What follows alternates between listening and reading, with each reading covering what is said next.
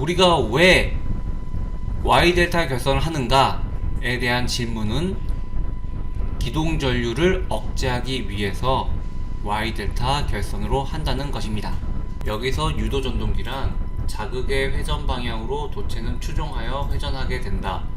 회전 자계의 회전 방향으로 도체는 추종하여 회전한다 는 것이 우리 유도전동기이죠.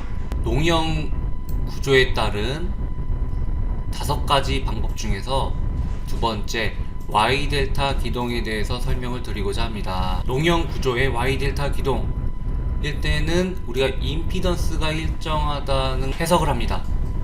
그래서 Y로 기동을 했다가 우리가 이제 델타 결선으로 운전을 하게 되죠.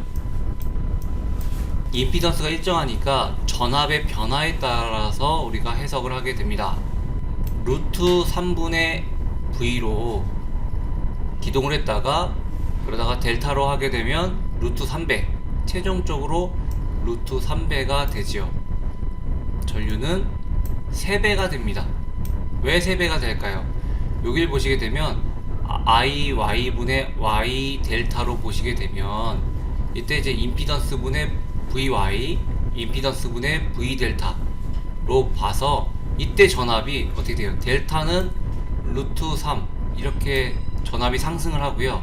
V는 루트 3분의 V로 이렇게 해석이 되죠. 이것을 식을 정리하게 되면 이렇게 3배가 됩니다. 토크는 전압의 제곱에 비례합니다. 회전력은 전압의 제곱에 비례하죠.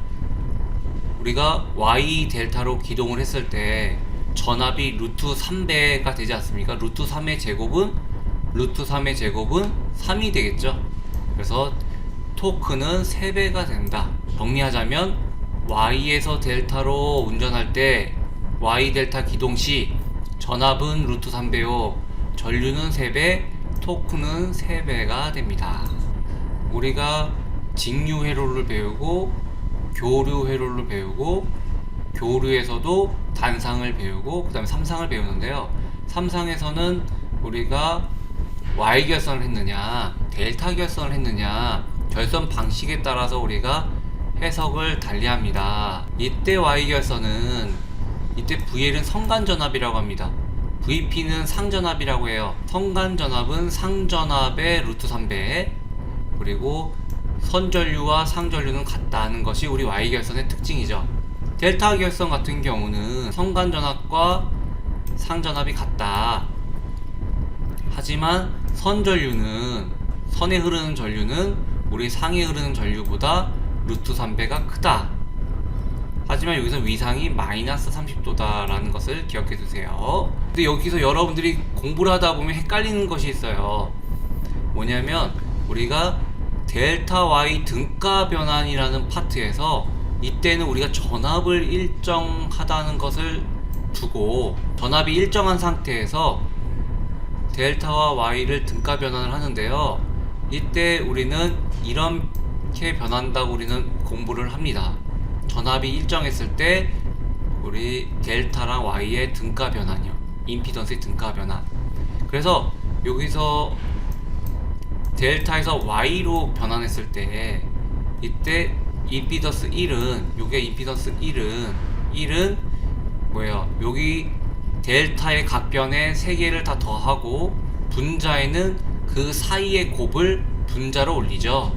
그리고 임피던스 2 역시도 전체 더한 것분의 거기에 대한 사이곱 그래서 ZA랑 ZC를 곱해서 계산을 하지요. 만약에 이제 반대가 됐을 경우는 A를 구할 때는 여기 A를 구할 때는 바라보는 임피던스 1 분의 임피던스 1, 임피던스 2 더하기 임피던스 2, 임피던스 3 더하기 임피던스 3, 임피던스 1 한번 이렇게 참고사항 봐주시고, 그래서 결론적으로는 작아진다는 거죠. 이렇게 작아진다. 우리가 이제 대책을 이렇게 강구합니다. Y델타 기동 시 삼상 유도전동기 농형 구조를 가진 거에서는 우리가 이렇게 해석하죠. 이때는 우리가 임피던스가 일정하다는 상태에서 해석을 하는 거죠. 그래서 우리가 3분의 1 이렇게 나옵니다. 반대죠. Y 델타 기동 시 삼상 유도 전동기 농형 구조에서는 우리가 임피던스를 일정한 상태에서 해석을 한 거고, 분가 변환에서는 전압이 일정한 상태에서 변환했다라는 것을 기억해 주셨으면 좋겠고, Y 결선 전류는 델타 결선 전류보다 수직적으로 3배 흐르지만 실질적으로는 6배에서 7배의 전류가 흐릅니다. 실질적으로는 6배에서 7배의 전류가 흐른다. 측정을 해보니까요. 그래서 이 전류를 기동 전류라고 한다. 그래서 이 전류를 억제하기 위한 대책으로 우리는 Y 델타 결선으로 한다는 것입니다.